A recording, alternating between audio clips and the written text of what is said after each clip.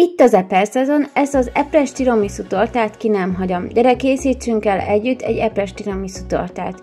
Ne felejtsd el lájkolni ezt a videót, és ne felejts el bekövetni is Instagramon is. A teljes receptet a sütiseriblog.hu-n elérhetitek, itt ti is el tudjátok készíteni. Készítünk egy tiramisu krémet, majd utána levágjuk a babapiskótá végét, és kipakoljuk a torta karika oldalát. A maradék babapiskótában megforgatjuk a ribízi szörbe, a torta aljára tesszük. Egy adag krémet egyenletesen elkenünk kenőkéssel a babapiskóta tetején. A rétezést addig folytatjuk, míg el nem fogy a babapiskóta. Egy éjszakára a hűtőbe tesszük. A tortazselét elkészítjük a leírás szerint, majd a torta tetejét kipakoljuk félbevágott eprekkel, utána ráhelyezzük a tortazselét. Utána a hűtőbe dermesztjük 1-2 órára, fogyaszthatjuk is. Jó étvágyat hozzá!